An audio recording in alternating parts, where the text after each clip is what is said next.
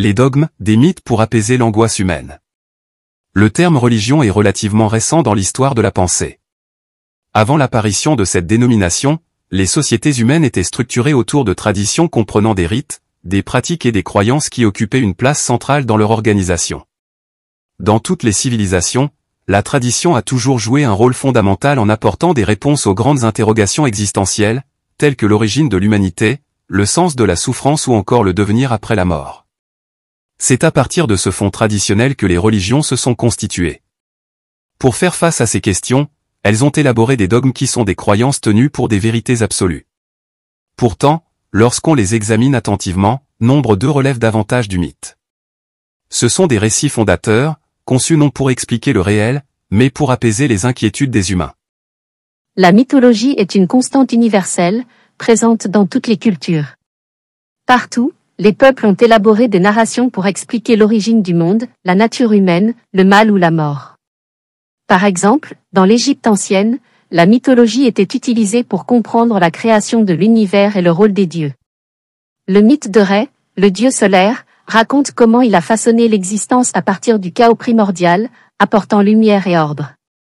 Les Égyptiens croyaient également que la mort n'était qu'une étape vers une existence dans l'au-delà, représentée par la quête de l'âme vers le jugement du dieu Osiris, symbolisant la résurrection.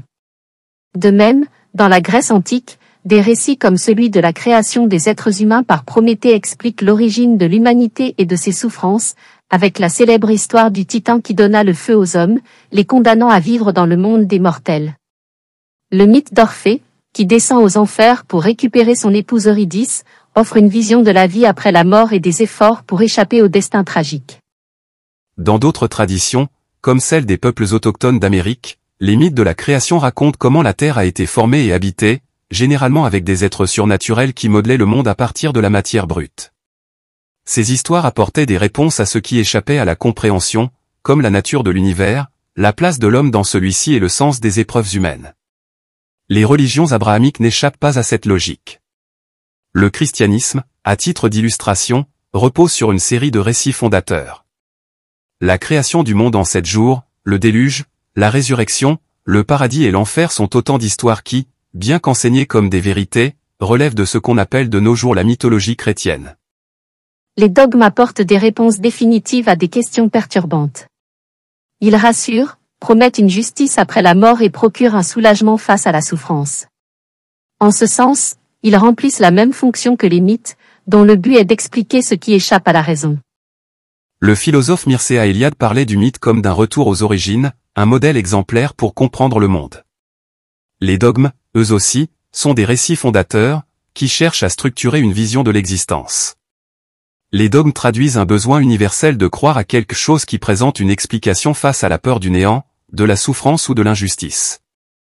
Alors que la science progresse sans toujours pouvoir répondre aux importantes préoccupations existentielles, les religions, à travers leurs mythes, continuent de proposer un récit fictif, souvent nécessaire à l'équilibre psychique. Il ne s'agit pas de confondre mythe et réalité, mais de comprendre que les religions utilisent des récits pour aider à combler l'incertitude de l'existence. Axel Hilary. Pour vous informer davantage, retrouvez-nous sur www.ladepêchetabidjan.info, la vitrine de la renaissance culturelle de l'Afrique.